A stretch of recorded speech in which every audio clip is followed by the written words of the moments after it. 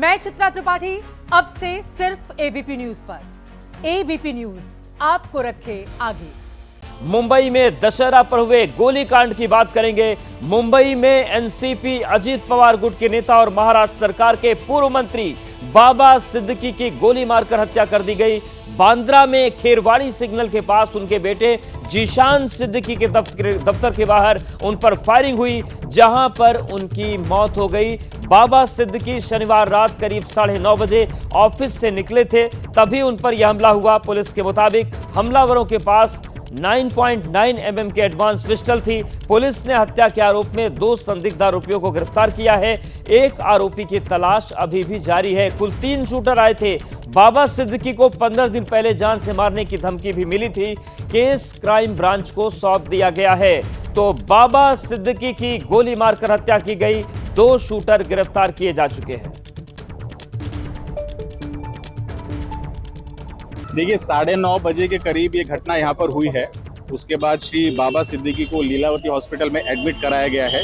2 संदिग्ध लोग हैं जिसे हमने ताबे में लिया है और इसका आगे इन्वेस्टिगेशन क्राइम ब्रांच मुंबई कर रही है।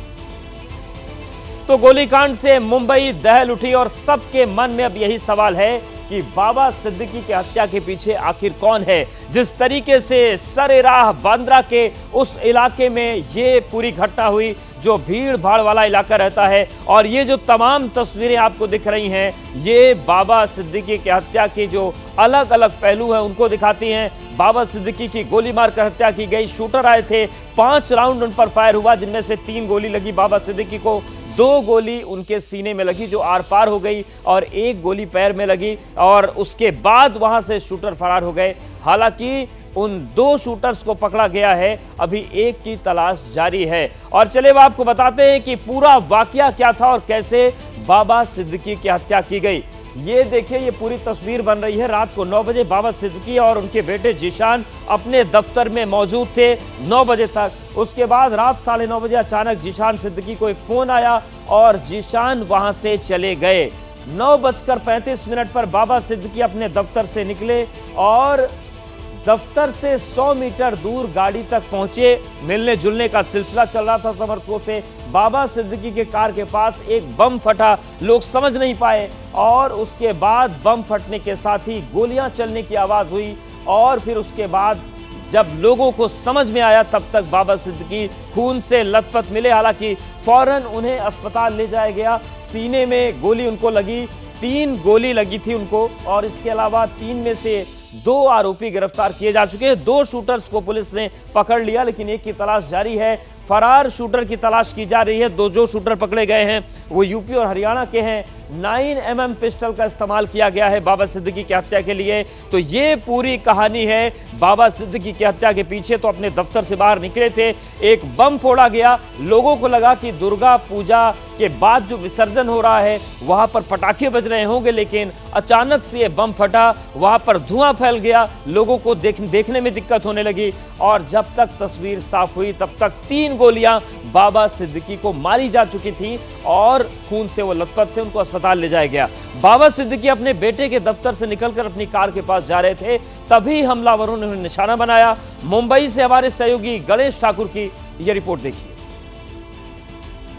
ये वही रेंज रोवर कार है जिसमें बाबा सिद्दीकी पर हमला हुआ, और आप यहाँ पर देख सकते हैं ये 1 गोली का निशान यहाँ पर है। और अंदर अगर आप आगे आएंगे, कैमरामैन प्रशांत से कहूंगा कि यहाँ दिखाया, इसी गाड़ी में उनको लाया गया था। अंदर खून के धब्बे भी हैं। इसी गाड़ी में उनको अस्पताल लाया गया, जिससे पहले अस्पताल आने से पहले उनकी मृत्यु हो गई थी, क्योंकि गोली जो है वो सीने से आर पार हुई थी और 3 गोलियां उन्हें लगी थी। 1 सीने से आर पार हुई थी, बाकी 2 वाइटल ऑर्गन्स को टच करके गई थी। यहाँ पर आप देख सकते हैं उनका चश्मा भी यहाँ पर है और पीछे भी खून लगा हुआ है। तो यहाँ इसी गाड़ी में उनको लाया गया था। अब पूरा घटनाक्रम आपको बता देता हूं मैं कि करीब 9 बजे जीशान सिद्दीकी और बाबा सिद्दीकी इसी गाड़ी से वापस जा रहे थे उनके जीशान सिद्दीकी के दफ्तर से। जब वो दोनों गाड़ी में बैठे, उसी समय जीशान सिद्दीकी को एक कॉल आया, और उस कॉल आने के बाद में वो गाड़ी से उतर गए बात करने के लिए। बाबा सिद्दीकी उस समय गाड़ी में बैठ रहे थे। अमूमन जब वो उनके कार्यालय से निकलते थे तो तमाम कार्यकर्ता उनके साथ में रहते थे, उनसे बातचीत करते थे। तो उसी सिलसिले को वो आगे ले गए आज भी, और आज भी जाते समय कार्यकर्ताओं से बात कर रहे थे। उसी समय गाड़ी के आसपास एक बहुत बड़ा धमाका हुआ। बताया जा रहा है कि धमाका किस चीज का था ये पता नहीं, लेकिन धुआं वहां पर निकला, और धुआं निकलने की वजह से वहां पर लोग समझ नहीं पाए कि आखिर किस का धमाका है और धुआं कहां से आ रहा है। बहुत ज्यादा धुआं हो गया था, लोगों की आंखों में समस्या आ रही थी, गला खराब होने लग गया था, और तभी अचानक 3 राउंड फायर हुए। जब धमाका हुआ तो लोगों को ये लगा कि पास ही में दुर्गा माता का या राम मंदिर था, वहां पे जुलूस जा रहा था, तो शायद पटाखे फोड़े गए होंगे। लेकिन जब धमाका होने के बाद धुआं कम नहीं हो रहा था और 3 राउंड फायरिंग की आवाज आई, तो लोग धुएं के बीच में गाड़ी के पास जाते हुए नजर आए, और 2 राउंड फायर हुए, जिसमें से 2 गोलियां यहाँ पर लगी। तो जब गाड़ी के पास लोग पहुंचे, उनके कार्यकर्ता पहुंचे, तो देखा कि बाबा सिद्दीकी खून में लथपथ थे। उनके साथ एक व्यक्ति था, उसको भी गोली लगी थी, उसको वहां से निकाला गया, और 3 लोग धुएं का सहारा लेते हुए वहां से भागते हुए नजर आए। तो लोगों ने उन्हें पकड़ने की कोशिश की, वहां बहुत हंगामा हुआ, शोर मचाया गया। तो पास ही में आज दशहरा होने की वजह से बंदोबस्त लगाया गया था मुंबई पुलिस की तरफ से। तो मुंबई पुलिस की टीम जो वहां मौजूद थी, उन्होंने देखा कि कुछ हो रहा है, हंगामा हो रहा है, 3 लोगों के पीछे लोग भाग रहे हैं, तो उन तीनों को पकड़ने की कोशिश मुंबई पुलिस की उस टीम ने की। 2 को पकड़ने में वो सफल हुए, तीसरा वहां से भाग निकलने में कामयाब हो गया।